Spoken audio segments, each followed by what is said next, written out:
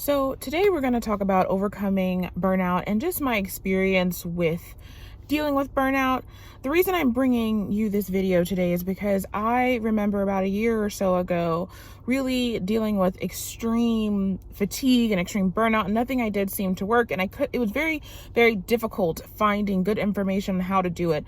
I know some people give lots of tips on coping, but I didn't want to cope. I wanted something to solve it. And I could feel inside myself after watching every single video, like, this isn't right. And so my hope in this video is to give you something that feels right to you, and maybe another perspective, and something that is more in depth of a solution, instead of just, here are some cool techniques to dealing with something, instead of here's how to solve it. So for me, the life-changing thing about burnout and dealing with it was, I was watching a video. I think her name is Katie Morton. She's a therapist, and she explained that burnout is really the result of not seeing progress for something, or not liking what you're doing, but not seeing progress, or the amount of effort put out not meeting the reward, or there's a lack of reward there. And that was certainly true for me. For me, I was working like everybody else. I was doing what everybody else does, but I just felt extremely fatigued. I felt extremely uncomfortable, and I didn't know why.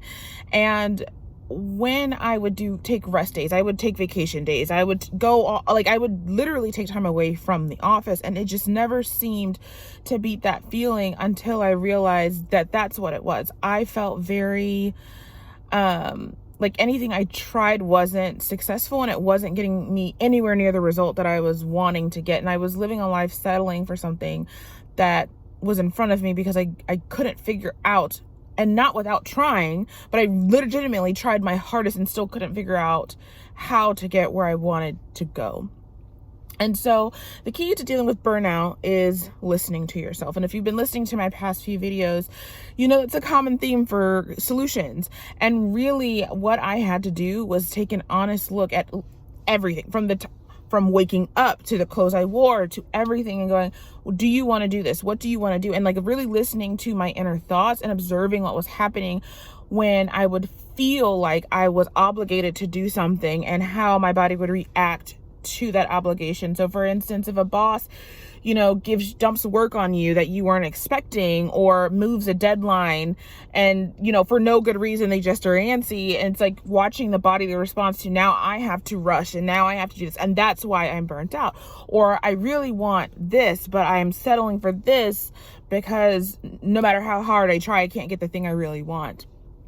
And so to me, the key to burnout is following exclusively the desires of my heart, exclusively. And it's gonna seem silly, and it's gonna seem like things aren't gonna work out, but literally, do you want to go to work this morning?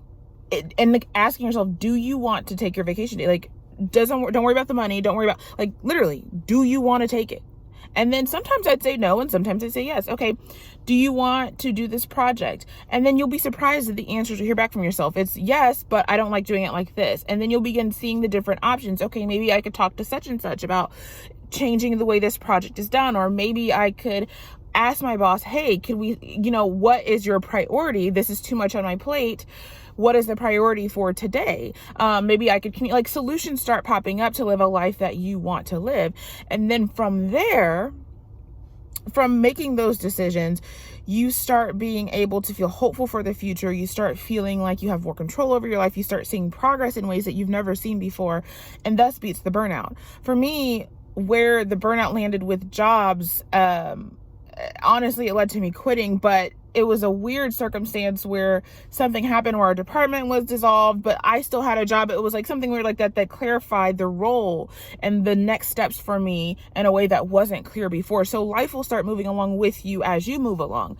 But really, I found the key to dealing with burnout is understanding what it is that you're really feeling, not coping with it, not figuring out cute mechanisms for really sitting, what is this? And what am I feeling in this moment? Am I really just tired? Because if you were just tired, you could just take a nap, take a break. Or am I doing something that I'm not seeing the reward of, and I don't know how to get it? And what would I rather have, and what would I rather do, even if it doesn't make sense in this moment? And following that, and then life does come across and always helps you out, even when it looks like, well, if I'm doing this because I have to, and if I don't, consequence is going to occur, test it and see that something always comes out of thin air to help you out, or something that was always there that you have forgotten about. Because that's what thin air is. Thin air is not nothing. Thin air is a lot of times something that you did not see coming, something that was always there but you forgot about, something that you started a long time ago and forgot about, and now the fruit of it is coming to pass at the time, right? Like, so when people say like life is not about, it's not going to fall out of thin air, I'm like, things always fall out of thin air, because a lot of times you're so busy with so many other things you're not realizing I've already planted the seeds for that. Oh yeah, I forgot I worked on this a long time ago so that I could make this transition from this job. I forgot I worked on my resume. I forgot I talked to this person and created this meeting for them. And there's so many things that you don't realize are available to you, or that you've already taken advantage of, but you may have forgotten. So really deal with burnout by listening to yourself, really being honest with yourself and going, what is it? What do I really not like about it? Even if it's something you feel like you cannot change, what would I rather have? And this is what is really causing this pain. And if it is a break, at least it's a break doing something that you like. So for me, I ended up quitting. I was literally exhausted, but I was also frustrated because I felt like I was stuck in this life I didn't like. And so when I was able to quit, there was this immediate relief of, oh, great. I am no longer in this position of having to do something that I don't want to do anymore on a day-to-day basis. And I'm experiencing the freedom of having my days back, of getting to sleep in, of not having to work in the weekends or come in early. Or I had a lot of people that were hating on me because I had gotten promoted. And so like, this is all this pressure that you didn't realize you were under. Like, it was just nonstop that you start realizing once you have left the environment. And that's what happened to me. And it had worked out to where I had applied for a job, and in my soul, I knew I was going to get it. There was no other markers around me saying I was going to get it. I just knew. I knew that was my job. So it allowed me to quit without technically having anything in place. And I was a little nervous, but I don't know. I just felt like, yeah, that's it. So I quit. I got 2 months of sleeping in, of shopping, of doing whatever I wanted to do during the day, because in my mind, I don't know, in my soul, I just knew. And then at the end of that 2-month mark, I ended up getting the job that I knew that I was going to get. And so, sometimes, like it said, it is you are tired, but I'm tired, and the fruit of my labor is not coming into fruition. It's not matching the labor that I'm putting up. Does that make sense? So, I hope this was helpful. Some of you guys, sometimes, like I said before in my last video, sometimes I feel like these are a little jumbled, but I really make videos to try to help people.